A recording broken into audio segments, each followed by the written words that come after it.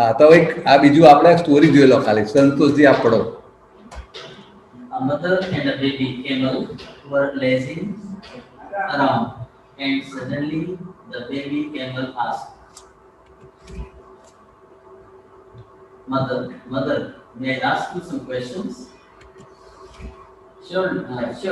Why, son? Is there something bothering you? Why do camels have humps?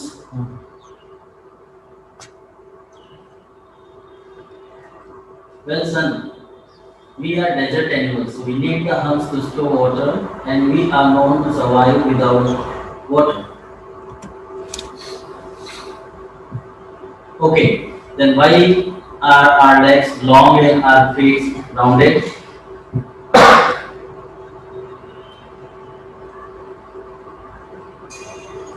Son, obviously, they are meant for walking the deserts. You know, with these legs I can move around the desert better than anyone does, said the mother proudly.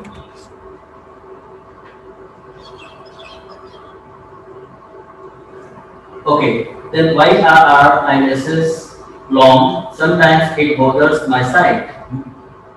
My son, those long, thick eyelashes are your protective cover. They help to protect your eyes from the deserts, sand and wind, said mother camel with eyes brimming with pride.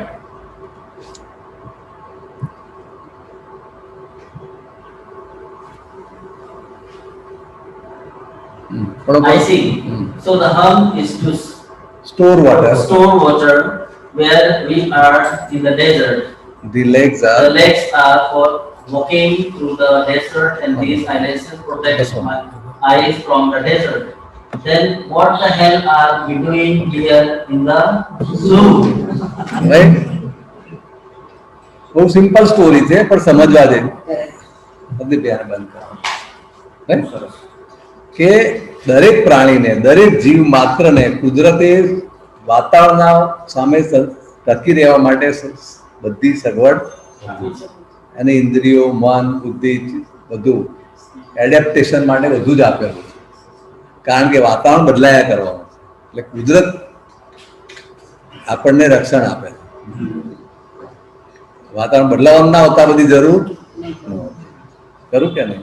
એટલે આપણા જીવનને જૂ જેવું નહીં બને કાઢવાનું, કે આપણા છોકરાઓના જીવનને પ્રાણી સંગ્રહાલય જેવું બનાવવું નહીં કે આ પ્રોબ્લેમ જ ના હોય જિંદગીમાં, તો કશું એનો વિકાસ થાય, આપણો પણ ના થાય. આપણે એ બાધા ના રાખી કે મારે કોઈ પ્રોબ્લેમ ના આવવો જોઈએ ભગવાન જીવનમાં, તો પછી તમે હતા એવા રહેવાના. કોઈ પણ ચેન્જ આવશે તો જ આ બધી વસ્તુઓ વપરાશે. તમારી ફેકલ્ટી અંદર છે જ, ફેકલ્ટી કુદરતે આપેલી છે, પણ વપરાશે ક્યારે? ચેન્જમાં. જેમ આને બધા વર્ણન કર્યું ને, તો પછી કેવું ઝૂમાં શું કરવા આપણે શું હવા ખાવા આવ્યા છે, ખરું કે નહીં? પણ લોકો પોતાનું જીવન ઝૂ જેવું બનાવી કાઢે છે, પોતાનું ને છોકરાઓનું. Highly protected, right? And that hampers your development. So this topic આને બંધ કરો. ના પડવી તો પછી તારો છોકરો તું જેવો ડેવલપ થયો થવાનો બીજી બધે બરાબર. પણ આ સમજવાનું છે કે એના કેટલા ગેરલાભ છે. પણ આમાં એક એ પણ વાત કરું, મેં તમને કહ્યું આટલા દિવસથી આપણી ચાલે છે ટ્રેનિંગમાં કે શ્લોક કોઈ માંગે છે, અમે ના પાડીએ છીએ. કાલે જ આપણે ઘરે ગયા તો વડોદરાથી મહેમાન આવ્યા, તે બધા જ લઈને આવ્યા. હસબન્ડ વાઈફ પાસે તો હતો, છોકરા એમની પાસે હતો. તે ગયા ને તો કે જો મમ્મી હેરત પાસે આઈફોન હતો. મેં કહ્યું એની પપ્પા મમ્મી નો હતો, એ પપ્પા મુશ્કેલ નહીં શકતા ને કે ના એની પપ્પાનો હતો એની પાસે ને એનો હતો. મારી પાસે પૈસા નથી એવું કહેતા નથી આવડતું. ના મેં તો કહ્યું ક્યાંથી લાવું ભાઈ? વાત છે, કહેવાનો મતલબ શું છે?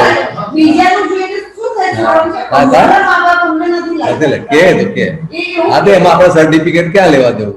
કાલે મને બતાવજો મારો ઘડિયાળ તૂટી ગયો છે એમ કે મેં કીધું આ જેસીબી વાળું કહ્યું છે ડેડી ગિફ્ટ આવે તો કે એ છે મેં કહ્યું હા બાર કે બસ શું છે સેલ નાખું છું સરસ તારે થોડા ટાઈમ બધા ઘડિયાળ બદલતી રહું છું.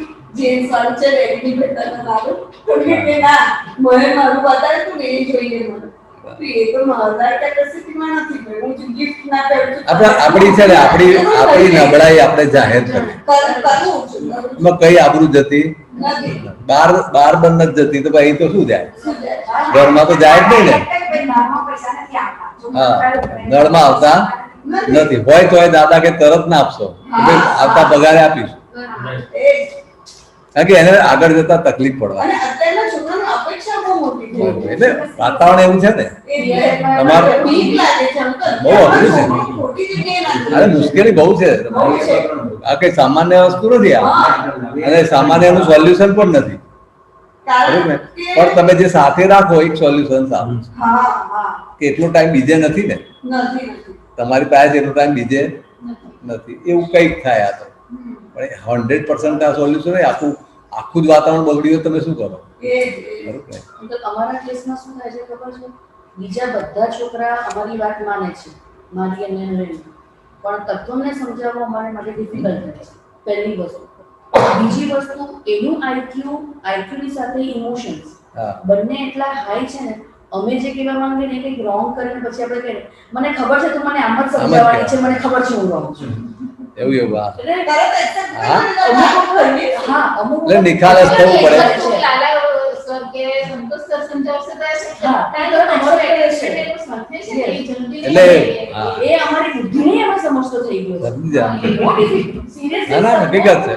वो अभी हमको समझने लगा है कि नेक्स्ट स्टेप मम्मी पापा का ये क्या कहने होगा वाला है। હા. એ જ વસ્તુ શ્લોકને બી જો નાના સર તે રજનીબેન કે બીજું સમજાવશે ને તો એના માઇન્ડમાં તરત accept એ તો થશે. જનરલી એવું હોય મારા છોકરાને બીજું જ સમજાવે भाग्य मारे आनंद के એમ જ હોય એ છે ને એના મામાનું બહુ માને હા એટલે મારે જે કંઈ કહેવું હોય ને એના મામાને હા. ફોન કરીને કહું કે ભાઈ આવું છે તું તારા હિસાબે જ્યારે ટાઈમ મળે ત્યારે અર્જન્ટ હમણાં ના કરતો હા એને પપ્પાએ કહ્યું એ બહુ અઘરું છે આ બધી વસ્તુ એટલી સહેલી નથી અને રેડીમેડ સોલ્યુશન નથી એ હકીકત વસ્તુ રેડીમેડ સોલ્યુશન નથી સમય એટલો બધો ડિફિકલ્ટ તમને બહુ difficult છે. અત્યારે એની અંદરથી તમારે નીકળવું હા. ખરું કે નહીં એટલે ધીમે ધીમે ધીમે ધીમે એને અર્લી મેચ્યોરિટી છે છોકરાઓ વહેલા મેચ્યોર થઈ જાય અંકલ હું એ નથી એટલે આપણે શું કહેવાય વખાણ નથી કરતી પણ મને મારા જે ફેમિલી મેમ્બર્સ છે ને મારા કઝિન તે લોકો મને શું કહેતા મને પાવર બેંક હા કે અમારા છોકરાઓને કંઈ પણ પ્રોબ્લેમ હોય ને ફિયાને કે માસીને ફોન કરી દેવાનો એટલે એનું સોલ્યુશન આવી જાય પણ મારા છોકરા માટેનું મને સોલ્યુશન નથી હા તે મળતું ના હોય તો એટલે કુદરતી જુદું છે છોકરા દાદા કહે છે કે છોકરાઓ બેલેન્સિંગ ફેક્ટર કાઉન્ટર વેઇટ દાદા ભગવાન શું કહે છે કે હસબન્ડ ને વાઇફ કાઉન્ટર વેઇટ છે અને એ ઓછું પડે તો છોકરા એનું કાઉન્ટર વેઇટ છે તમને બેલેન્સ કરે ખ્યાલ આવે? છોકરીઓ કાઉન્ટર વેઇટ છે બરાબર કે નહીં અમારા ઘરે હિનાને એવું થાય કે હું બધાને યોગા કરાવું તમે યોગા નથી કરતા ઘેરના. બરાબર. મેં કીધું દીવાની નીચે અંધારું જ હોય. દીવો બધાને પ્રકાશ આપે પણ દીવા નીચે જોવા જઈએ તો અંધારું જ હોય. એટલે આ બધી વસ્તુઓ છે ખરું એટલે is there anything like permanent certainty in life કોઈ છે લાઈફ કોઈ કશું વસ્તુ સર્ટેન હોતી નથી અને ચેન્જ થયા જ કરે કહેવાનો મતલબ શું છે આખી દુનિયા કોન્સ્ટન્ટલી ચેન્જ થયા કરે તમે જે વિચાર્યું હોય ને કે ભાઈ હવે આ સ્ટેજમાંથી આપણે પાસ નહીં થાય પણ કદાચ એવો ટાઈમ આવે ને કે સારું તમે ત્યાં ફરી ત્યાં આવી જાઓ તમે આવી જાઓ શું વાત કરો તમે ખરું કે નહીં ફોર્સિસ આ દુનિયા શા માટે ચેન્જ થાય છે તો એક્સટર્નલ ફોર્સ ને ઇન્ટરનલ ફોર્સ બરાબર એક તો માર્કેટ જ બદલાઈ જાય એટલે તમારું આખું ચેન્જ થઈ જાય બધું તમને કોઈ પૂછતું એક્સટર્નલ ચેન્જમાં તમને કોઈ પૂછતું નથી અને તમારે ના છૂટકે એમાં એડજસ્ટ કારણ કે આખી ઓર્ગેનાઇઝેશન પર અસર થાય ફોર્સિસ ઓફ ચેન્જ કોને લાગે છે ઓર્ગેનાઇઝેશન પર આખું ઓર્ગેનાઇઝેશન બંધ થઈ જાય ઘણી વખત માર્કેટ આખું એનું બંધ જ થાય પ્રોડક્ટ જ ઉડી જાય ખ્યાલ હોય તમને એવા તો ઘણા કેસ છે કે આખી કંપની બંધ થઈ ગઈ પ્રોડક્ટની જરૂર જ ના હોય અત્યારે ત્યારે VCR ની વાત કરી બરાબર વિષયાનું કે ટેકનોલોજી એક્સટર્નલ ફોર્સ આખું એને અબ્રપ્ટ ચેન્જ આવે ખરું કે નહીં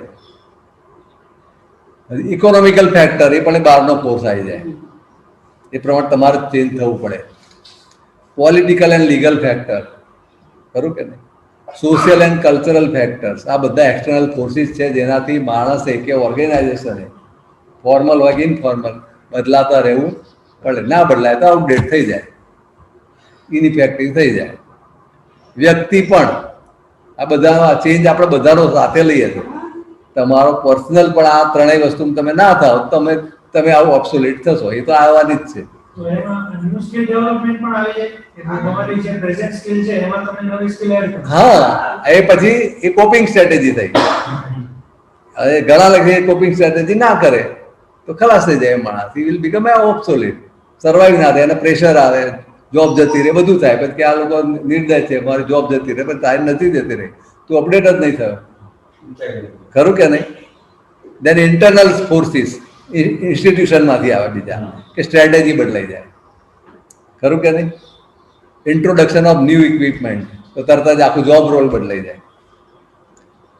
વર્કફોર્સનું પ્રમાણ આખું આગા પાછી થાય. એમ્પ્લોયી એટીટ્યુડ, આ બધા ઇન્ટરનલ ફોર્સ છે.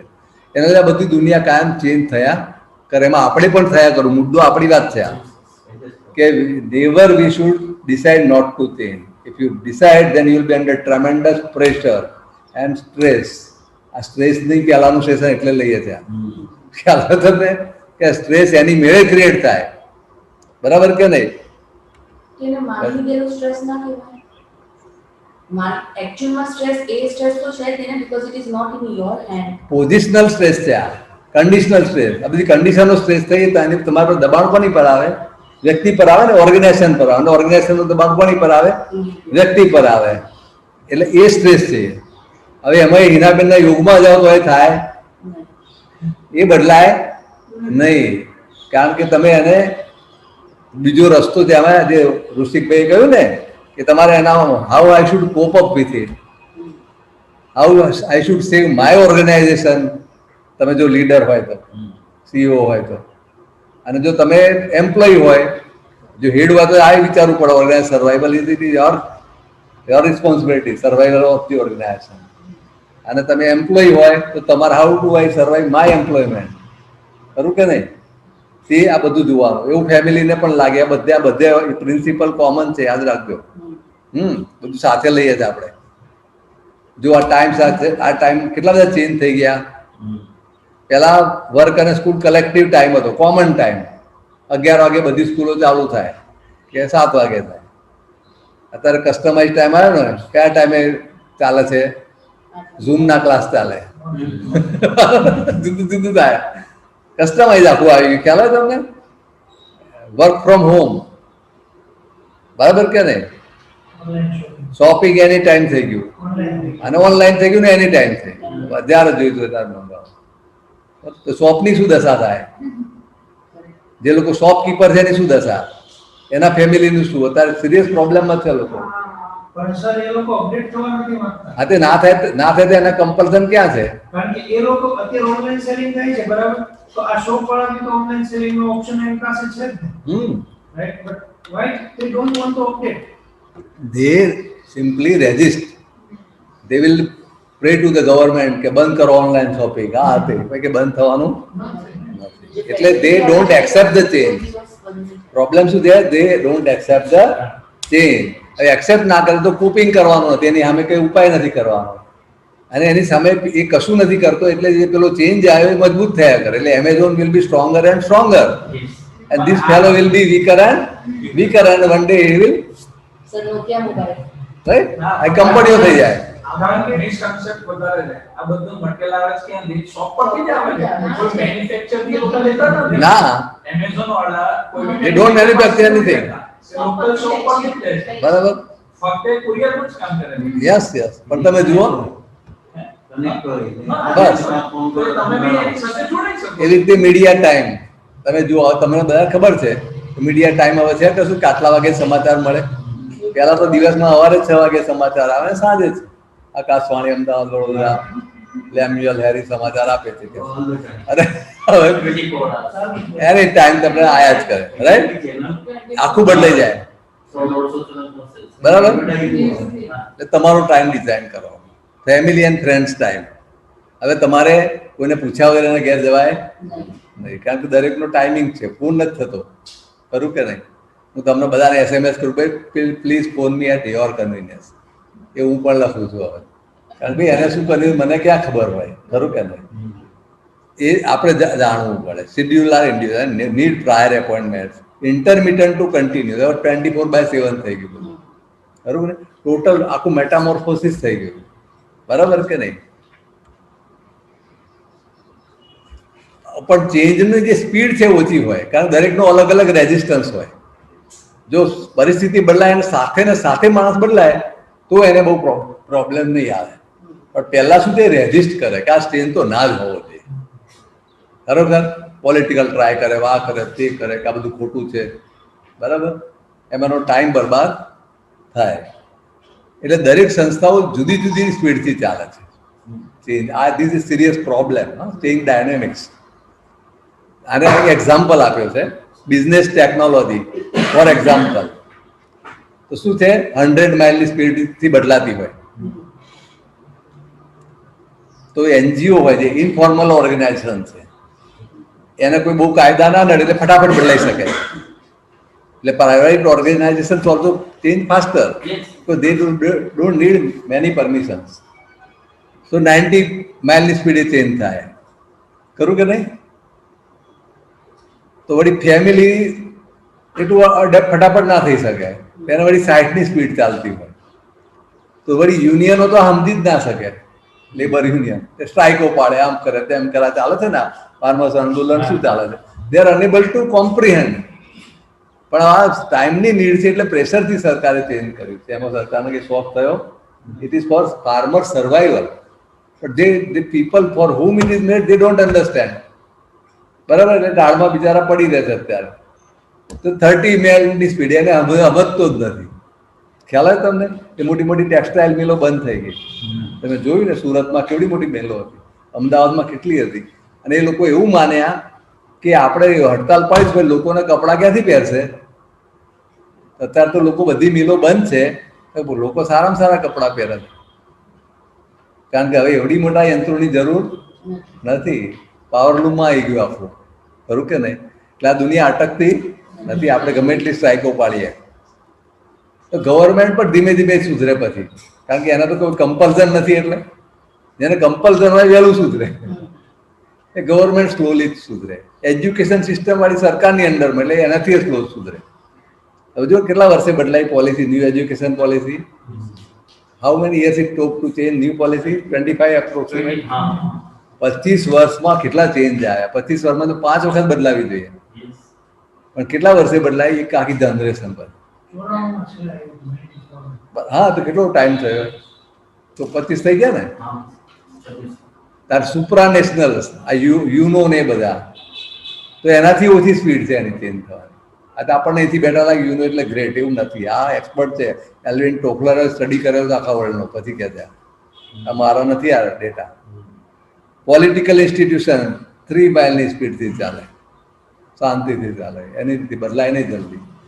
એટલે પછી બદલાય એમાં એ આગળ આવી જાય. ખ્યાલ આવ્યો કે નહીં? એટલે આપણે આ બીજેપી ગવર્મેન્ટ આવી ગઈ ને કે ભાઈ સોશિયલ મીડિયાનો વાપરો, આમ કરો, તેમ કરો, લાઈક દેટ.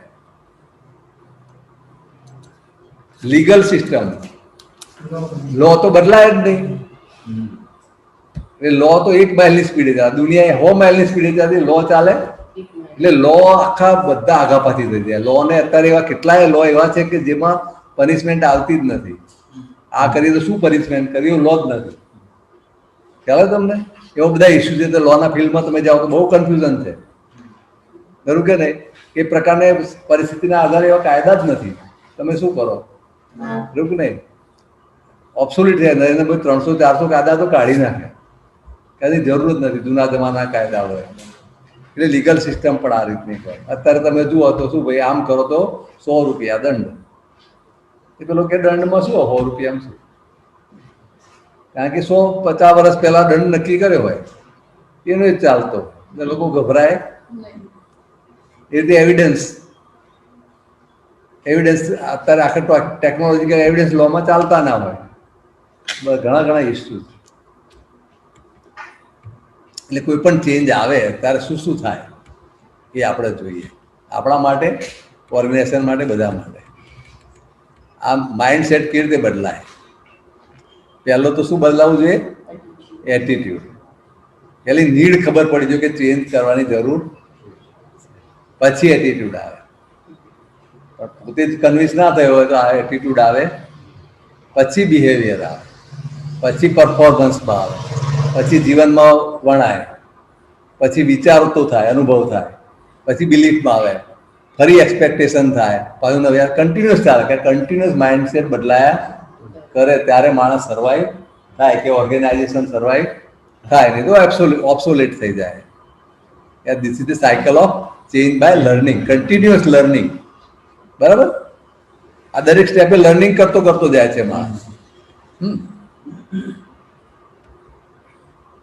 ચેન્જના કેટલાક પ્રકારો છે. ચેન્જ કરવાનો આવ્યો પણ બધા લોકો જુદી જુદી રીતે ચેન્જ કરે. એના કોપિંગ વે, ખરું ને, રિસ્પોન્સ કેવો આપે માણસો. ઘણા ચેન્જમાં માણસ ગ્રેજ્યુઅલી રિસ્પોન્સ આપે, ધીમે ધીમે, જેમ જેમ સમય જાય ધીરે ધીરે ચેન્જ થતો જાય. આ એક one way of, it is called a gradual change. Slowly પણ થયા કરે, right? Organization wide changes are implemented at a steady rate over a prolonged period of time. ખરું કે નહીં?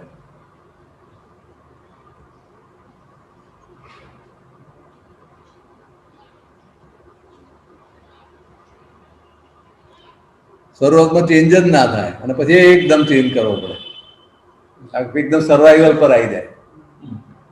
પછી તો શું કરે, રાતોરાત કરવા મળે, બહુ તકલીફ આવે એમ, પણ કરવો પડે. છૂટકો જ ના હોય ને, સર્વાઈવલ પર આવો એટલે શું થાય? આ રેડિકલ ચેન્જ કહેવાય. અને ઘણી વખતે એવું કરવું પણ પડતો હોય. આ નોટબંધી જે રેડિકલ ચેન્જ કહેવાય. Sometimes you have to do, એ કંઈ ગ્રેજ્યુઅલ થાય નહીં, ખરું કે નહીં? શક્ય નથી. હવે એટલે તમારા પર જ્યાં જરૂર હોય, nothing is bad, nothing is good, but appropriate સર્કમસ્ટન્સીના આધારે આપણે જોવું પડે.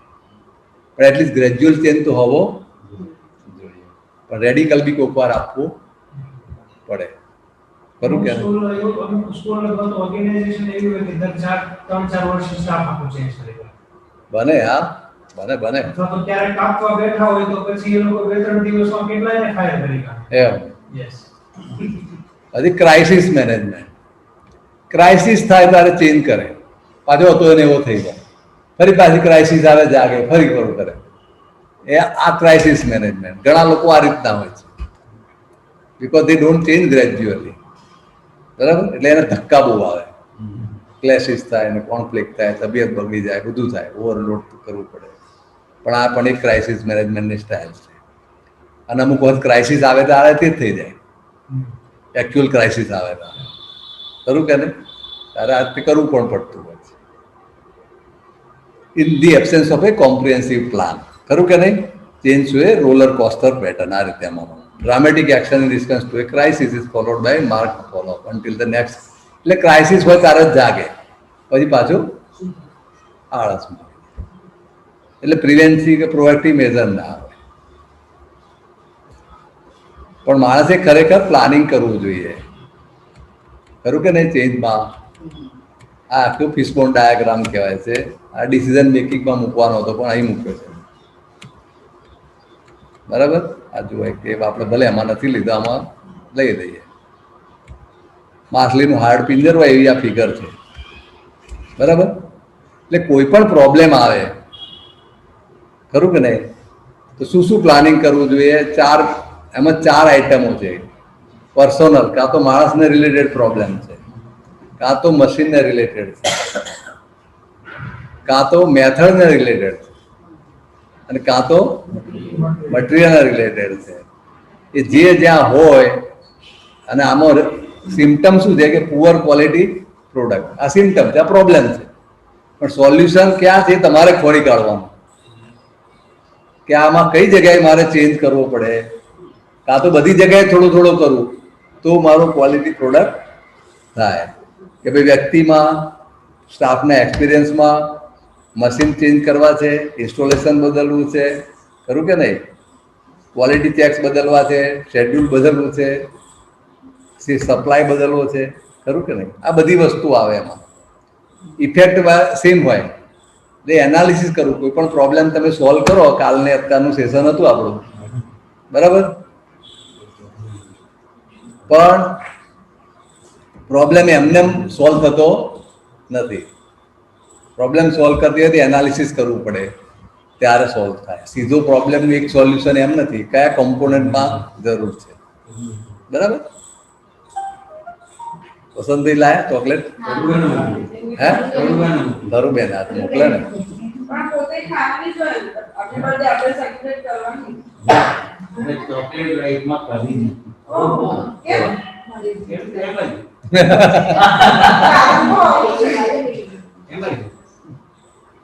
એની સ્પેસિફિક નો એટલે તમે કોઈ પણ પ્રોબ્લેમ આવે તો આ ડાયાગ્રામ મૂકી અને એનું એનાલિસિસ કરો એમ કે છે. આ બહુ યાદ રાખવા જેવું. કોઈ પણ પ્રોબ્લેમ આવે, ઘરમાં આવે, ઓફિસમાં આવે કે જ્યાં આવે, આ રીતનું એનાલિસિસ કરો તો પછી ક્યાં મારે સોલ્વ કરવું એ ખબર પડે. આ 4 બેઝિક કોમ્પોનેન્ટ છે. બરાબર ને? આ બેન ખ્યાલ આવ્યો તમને? આ પ્રોબ્લેમ સોલ્વિંગમાં 4 ઇસ્યુમાં ધ્યાન આપશો, આ એનાલિસિસ કર્યું હોય તો જ. બરાબર? પછી કોઈ પણ ચેન્જ લાવવો હોય તમારા લાઈફમાં, બીજાના લાઈફમાં, ગમે તે ચેન્જ લાવવો હોય તો રાતોરાત આવતો એ યાદ રાખો. શક્ય રાતો. એમાં કેટલાય સ્ટેજ આવે. ઇમોશનલ સ્ટેજ, એને સ્ટેજ જોઈએ આપણે. ઇમોશનલ સૌથી ખતરનાક સ્ટેજ. તમે જુઓ ઇમોશનનો રિસ્પોન્સ વધતા ઓછી કેવી રીતે થાય છે આપે છે. બરાબર? હું તમને બતાવું કે કેટલે ખ્યાલ આવશે.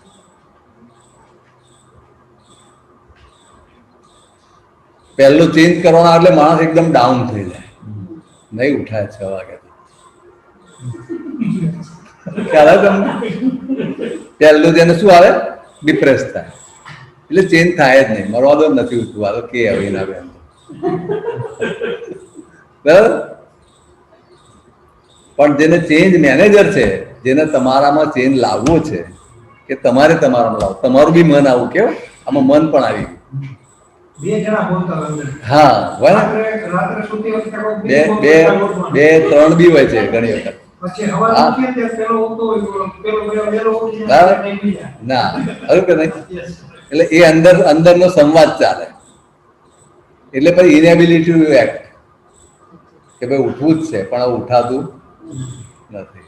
આ દરેક ચેન્જમાં લાગુ પડે હો. એટલે ડિપ્રેશન આવે. ક્યાં આ બધું નક્કી કર્યું આપણે? બરાબર? એના કરતા નક્કી જ ના કર્યું હોત તો સારું હતું. પણ જેને ચેન્જ લાવવો છે તો પેલાને હેમર કર્યા કરવું પડે. ના ના, આપણે ઉઠવાનું જ છે. બરાબર? બરાબર? પછી પેલા જેનો ચેન્જ લાવો તમે એ ડિનાય કરે. ના ના, આવું નથી ઉઠવું, મરવા દો ને, આપ પડે ક્યાં. હે આ સામાન્ય સ્ટેજ બધામાં જ હોય, પબ્લિકમાં હોય, આપણા ફાર્મર્સ આંદોલનમાં પણ આ જ હોય. સમજો તમે?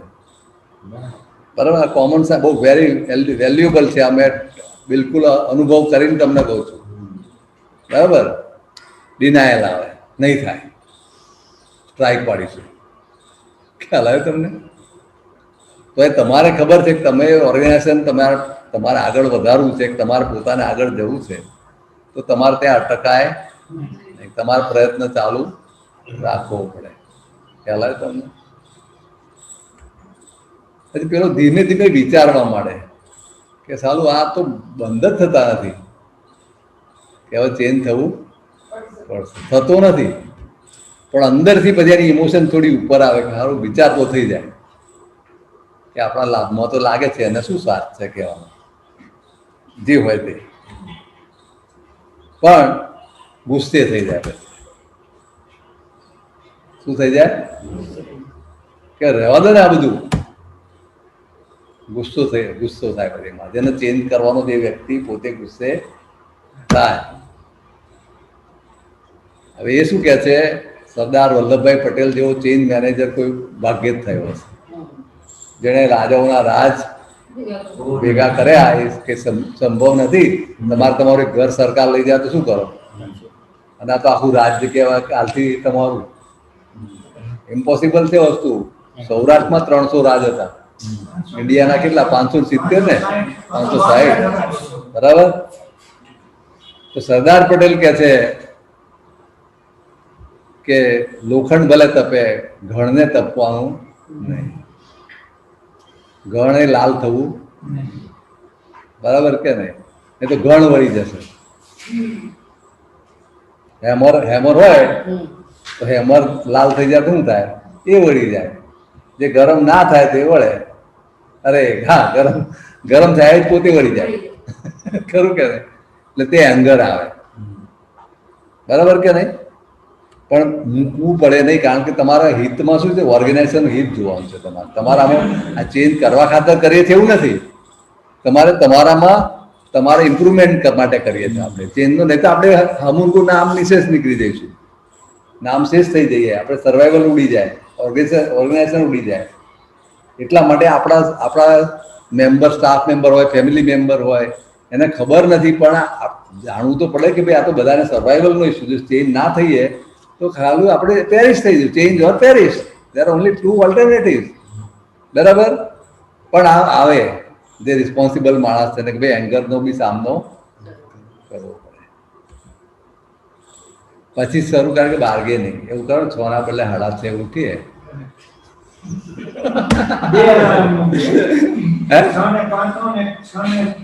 હા, આ પ્રશાંત નૈનાબેન હશે એટલે એમને કંઈક આવું થતું લાગે. આટલા વર્ષમાં આ વર્ષમાં એટલે 3 ટાઈમ ટેબલ બનાયા, બોર્ડ લાવ્યો, લગાવ્યું. મમ્મી તેને અમે જીમ જવાનું કે હું યોગ નહીં કરું, જીમ જા ચાલ. હું જીમને ઓપોઝિટ પણ તો કે મને જીમ જવાનો ટાઈમ નથી મારા શિડ્યુલમાં. મેં તો એટલું બધું તો શું કરે છે? તને 8 કલાક તો સુવાનું જ, 2 કલાક તો રમવાનું જ, મારે ભણવાનું કેટલું બધું છે. 3 દિવસમાં બધું ગાયબ. મેં તો ક્યાંથી શું બધું શિડ્યુલ ભણતું નથી તો. અને અમારે બેને એવું છે ને અંકલ, એ ચોરી કરવાનો પ્રયત્ન કરે એટલે મીન્સ કે એ રમવાનું જેવું શરૂ કરી દીધું ફોનમાં, એવી શું ત્યાં પહોંચું. એટલે હું સર્વ કરું છું ને તો મને શું થાય કે ગેમ જ ગમે છે. એટલે અમારે બેને એ બહુ કોન્ફિડન્સ થાય છે. બરાબર? એટલે બાર્ગેન કરે, પણ પછી એને કરવું પડશે. હવે એના મનથી થાય એટલે ડિપ્રેશન આવે કે ચાલો આ હવે ચેન્જ થવાનું આવ્યું. થવું તો નથી પણ થવું પડશે. એ તમારે આ સહન કરવું પડે. મને કે તું સવાર પાંચે ચાય ને ક્લાસ કે હવે કે તારે ઉઠાડી જવાનું. અને ઘરેથી પતાઈ દેવે ને ત્યારે ઉઠ્યા હોય ને કે હું સાયકલિંગ કરવા જઉં. મેં 5:30 ઉઠાડી દીધું. પછી શું કરે? હવે છૂટકો જ નથી એટલે પછી ટેસ્ટિંગ કરે. અવતાર કરી જોવું બરાબર. બરાબર? અને પછી શું કરે? એક્સેપ્ટ કરે. પણ એટલે આપણે સાચું હોય, સારું હોય તો આપણો હેતુ સારો હોય. અથવા બધા મલ્ટિપલ એગ્રી પણ થયા હોય, એ એગ્રી થયા હોય કે આપણે 6 વાગે ઉઠવું જોઈએ, પણ આ બધા સ્ટેજમાંથી એને પસાર થવાનું હોય છે.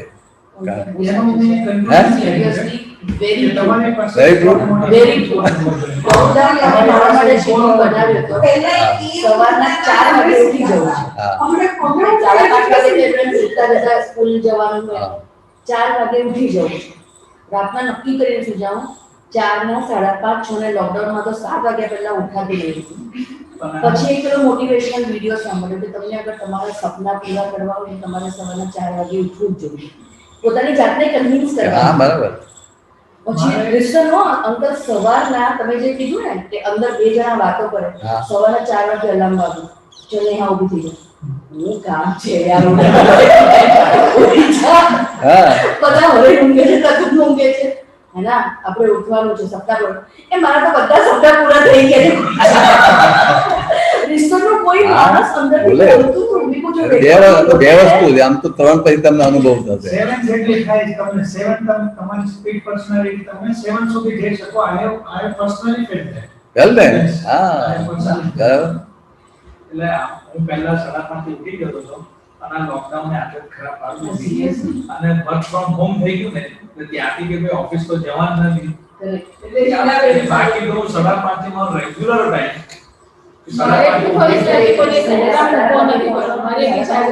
સારું કહેવાય.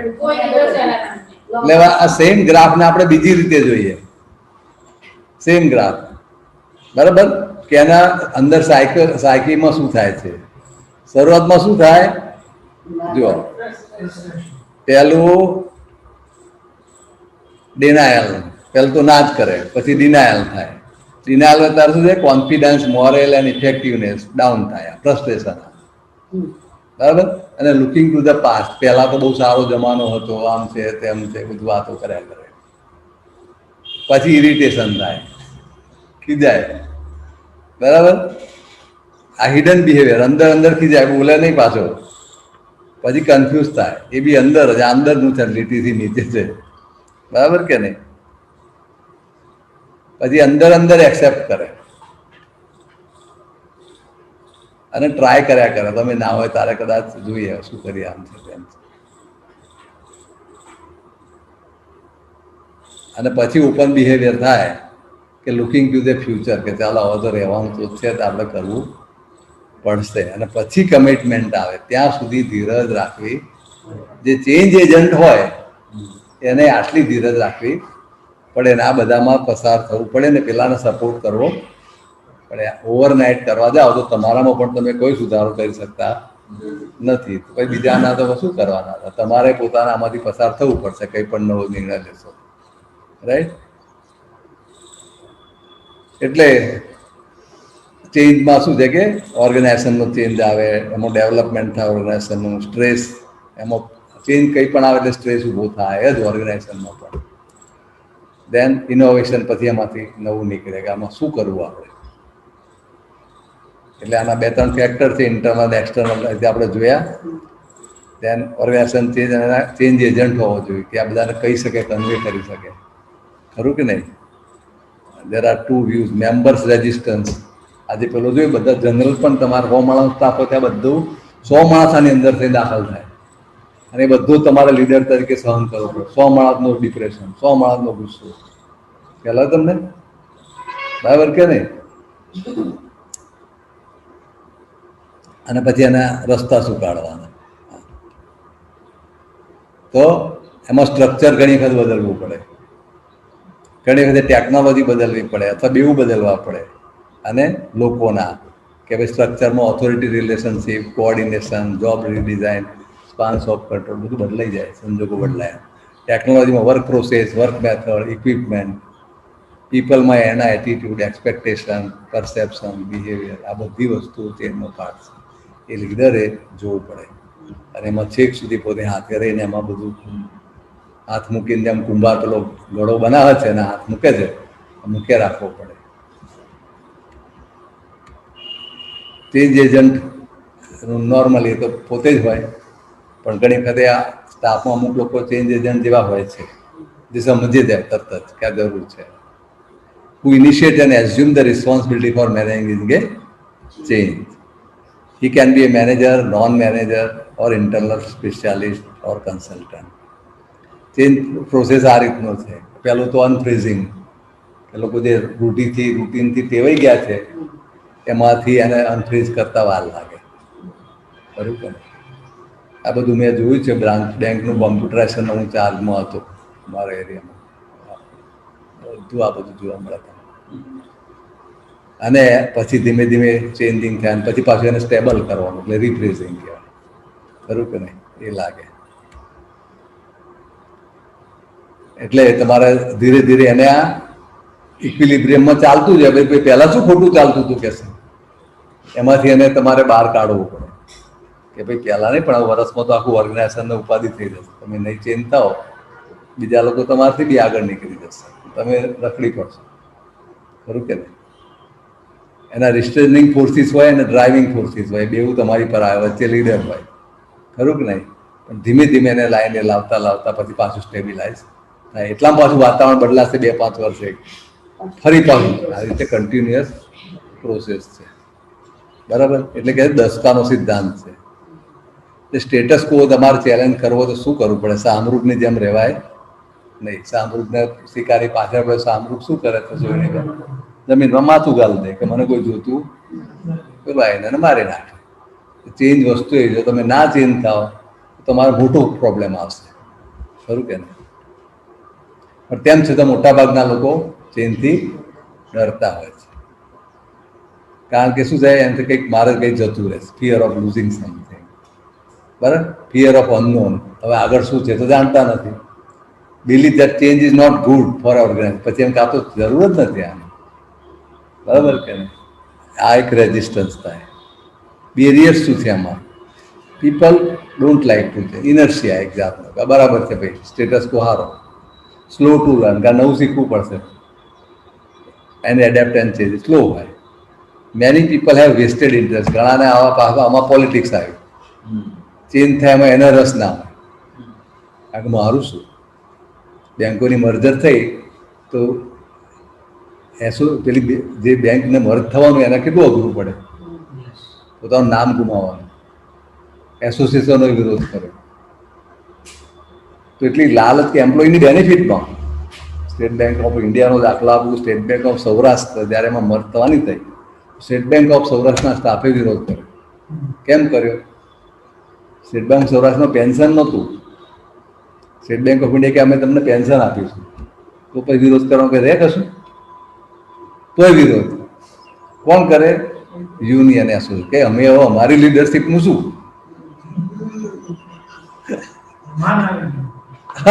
ખ્યાલ આવે તમને કે હવે હું ક્યાં બેસીશ, હવે અત્યારે હું તો કામ કર્યા વગર જિંદગી કાઢી, હવે નવી જગ્યાએ જઈશ તો કામ કરવું પડશે, પછી મારી પ્રતિષ્ઠાનું શું, મારે મને વેઇટેજ આપે છે એનું શું, જાત જાતના પ્રશ્નો થાય. ખ્યાલ આવે?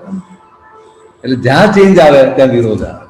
નરેન્દ્ર મોદીને જે સહન કરવું પડે શું છે, જે ચેન્જ છે, સ્ટેટસ કો રાખે તેને કશો પ્રોબ્લેમ નહીં આવે, પણ એ કર્યા વગર રહે નહીં, કારણ કે જાણે છે કે મારે આ દેશને બચાવવાનો છે, આગળ લાવવાનો છે, એટલે ચેન્જ કરે એટલે તરત જ આંદોલન થાય છે ને. બધા લોકો, કેટલાય લોકો ખ્યાલ આવે તમને, અને આ બધા જ માંથી પસાર થાય છે. બિગેસ્ટ ચેન્જ મેનેજર તમને કહો, આ તમે આ જાણો તો તમે ઓબ્ઝર્વ કરી શકો કે આ કેવું કેવું ચાલે, બરાબર ને? પેલો સીએ પ્રોટેસ્ટ થયો, સીએ 370 નો અપોઝ, આ તે બધું કેવું ચાલે છે, ખરું કે નહીં? આ બધી વસ્તુઓ છે. અને કોઈકને ફાયદો તો કોઈકને નુકસાન એ થોડા સમયનું છે, ત્યાર પછી ચેન્જ થશે તો કંઈક બીજું જ આવે, પણ એક્સેપ્ટેબલ હોવું જોઈએ. કાયદો જ છે, ચેન્જ થાય એટલે કોઈકને ફાયદો થાય, કોઈને નુકસાન થાય. એટલે ચેનના બેરિયર્સ હોય, ઘણી વાર સ્ટ્રક્ચરલ બેરિયર, સ્ટ્રક્ચર જ એવું હોય, એ તો કોઈ પણ નાનું બરાબર. ઘર માટે લઈને એનો બધે થાય, બધે રિપોર્ટિંગ રિલેશનશિપ, એમાં સ્ટ્રક્ચરલ બેરિયર હોય કે ભાઈ આને કહેવાય, આને ના કહેવાય, આમ તેમ, એમ પછી ઓર્ગેનાઇઝેશન ચેન્જ જ ના થાય. અલ્ટિમેટલી દેર ડિમાન્ડ જ બંધ થઈ જાય, કોમ્પિટિટર એવો ઊભો થાય, તમારા આખી ઓર્ગેનાઇઝેશન રિસ્કમાં આવી જાય, ખરું કે નહીં? એટલે ઓટોમોબાઈલમાં તમે જુઓ ને કેટલા લોકો આ પેલા સક્સેસફુલ મોડલ હોય બંધ કરી દે. આપણને પેલા એમ લાગે પોલીસ ગાડી કેમ બંધ કરી દીધી, પેલા નહોતી આવતી જીપ છે, કેટલી બધી ડિમાન્ડમાં બંધ કરી દીધી કંપની. પણ ખરેખર એ લોકો હોશિયાર હોય કે હમણાં સેચ્યુરેશન આવે એ પહેલાં બંધ કરો ભાઈ, અને બીજી જ જાતની પોલીસ કાઢી, ખરું કે નહીં? એટલે એ બધું હોય છે.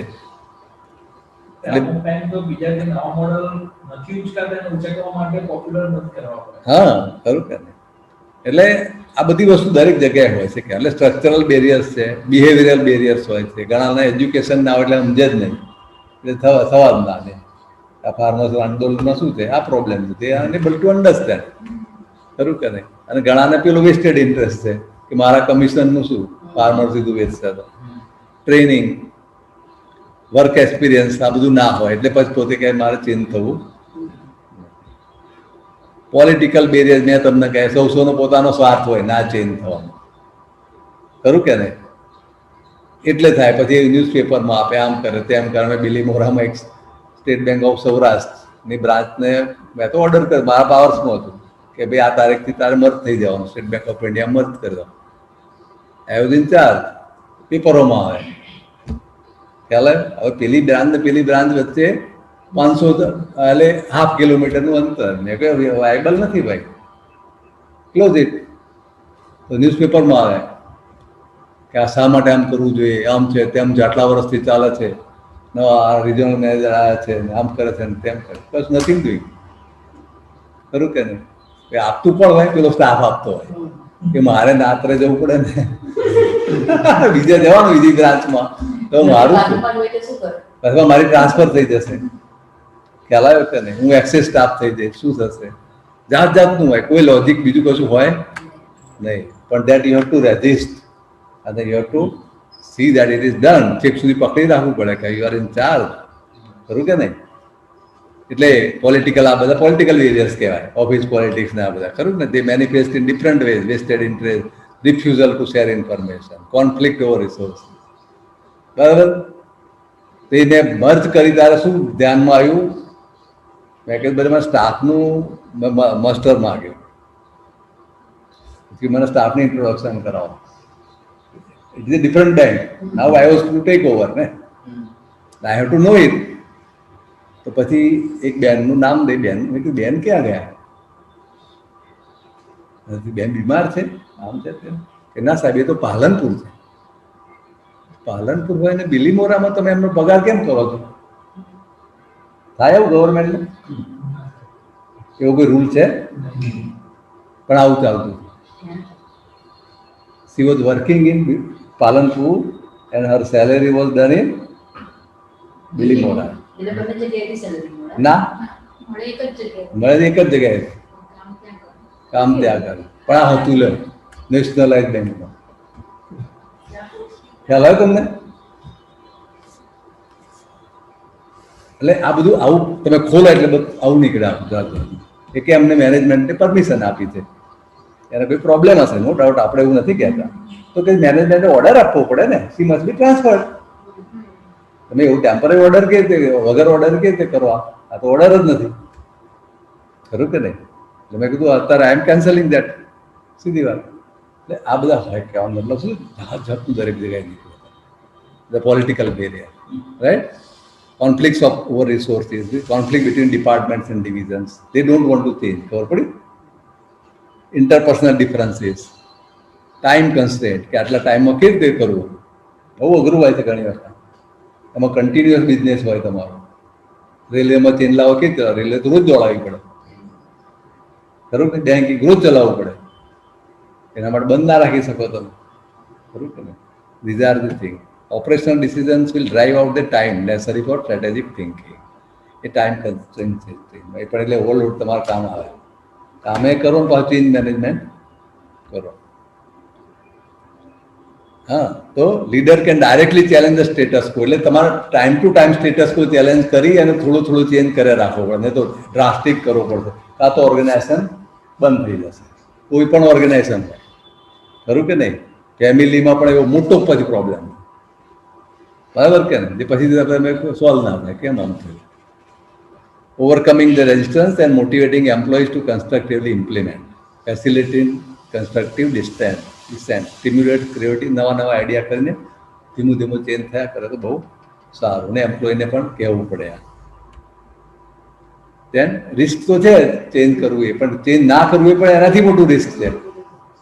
That we have to take. If you are not making mistakes, you are not taking risk. And that means you are not going anywhere. એ તમારું થતું નથી જીવનમાં. ગેટિંગ એવરીવન ઇન્વોલ્વ, જેટલું બને એટલું. એટલે આપણને નવા નવા આઈડિયા મળે કે ભાઈ તમારું કઈ રીતે આપણે ચેન્જ કરીએ. ખરું કે નહીં? ઘણા તમને એટલો સુંદર આઈડિયા મળે કે ના પૂછો વાત. ખરું કે નહીં? જેનાથી તમને લાખો રૂપિયાનો ફાયદો થતો હોય બિઝનેસમાં.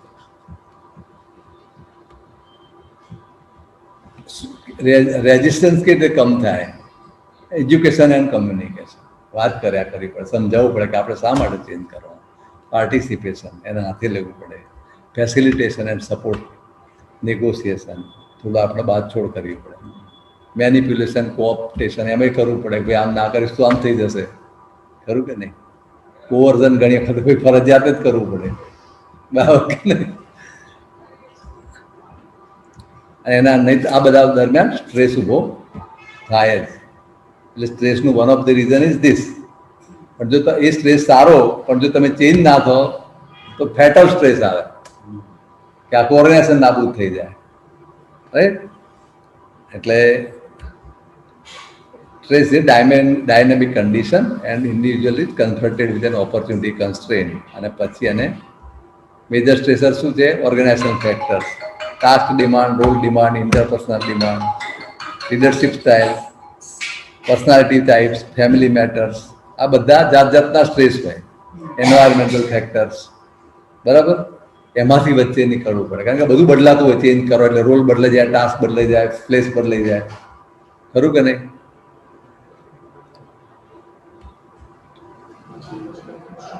લીડરશીપ, ખરું ને? લીડિંગ ધ ચેન્જ, કે ઘણાનામાં આવડત હોય છે અને ઘણામાં હોતી. કોઈ પણ જગ્યાએ તમે લીડ કરતા હોય તો તમારામાં આ એબિલિટી કમ્પલસરી છે કે હું ચેન્જ થઈશ, નવો ચેન્જ એક્સેપ્ટ, નહીં તો આખું ઓર્ગેનાઇઝેશન તકલીફમાં આવશે નહીં. બરાબર કે નહીં? કોઈ પણ business environment subject to fast pace changes છે ને, ઇકોનોમિક્સ ને સોશિયલ ચેન્જમાં. એટલે મોડર્ન બિઝનેસ મસ્ટ એડેપ્ટ. અત્યારે આખા કન્ટ્રીમાં જોવા મળે, જે નહીં એડેપ્ટ કરે તો આખું નાબૂદ થઈ જાય. 100 વર્ષ જૂની પેઢી હોય તો નાબૂદ થઈ જાય, કશું નહીં. મેઇનલી હ્યુમન પ્રોબ્લેમ હોય, કારણ કે મશીનરી તો મળે છે, પણ હ્યુમન રિલેટેડ ઇસ્યુ વધારે હોય. Change leaders need to be aware of how change impact the worker. No doubt આપણે જાણવું જોઈએ કે આને તકલીફ પડે છે. ક્રિએટિવિટી તો નવા કારણ ચેન્જ એન્વાયરમેન્ટ, નવા સોલ્યુશન કાઢવા પડે, જૂના સોલ્યુશન ચાલશે નહીં, ખરું કે નહીં? એ નવા નવા આઈડિયા જેટલા આવે એ કરીને ભેગા કરીને સોલ્યુશન કાઢવાનું થાય. ઇનોવેશન એમાં જરૂર પડે, તદ્દન જુદું પણ કરવું પડે. સ્ટ્રક્ચર, કલ્ચરલ, બરાબર. એટલે ઓર્ગેનાઇઝેશનને જોઈને નક્કી કરવા પડે, કલ્ચર જોઈને નક્કી કરવા પડે, બરાબર. હ્યુમન રિસોર્સિસ આપણા શું છે એ જોઈને નક્કી કરવું પડે. અને આ બધા બાબતોને ધ્યાન આપવું પડે કે રેઝિસ્ટન્સ શું આવશે, કયો ચેન્જ લાવવાનો છે, અને આપણે નેગેટિવ ઇફેક્ટ આવશે તે સ્ટ્રેસને કેવી રીતે દૂર કરશું, ખરું કે નહીં?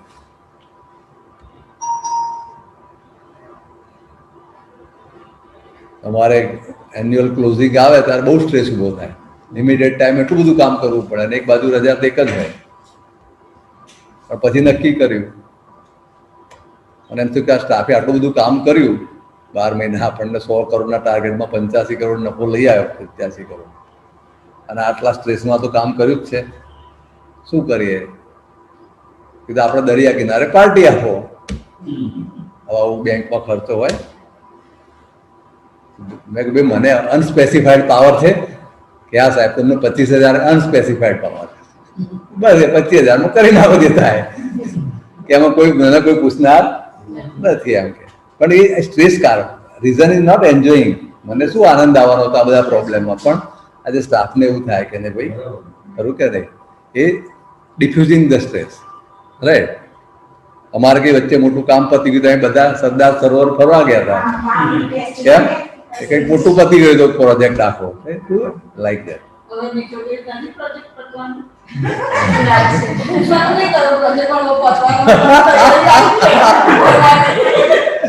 કહીશું તમને. એવું રાખવાનું કે આમાંથી જે સ્વયં તૈયાર થાય, વર્ષ દાડો સાલમાં સારું કામ થાય, આપણે આયોજન કરીશું. લો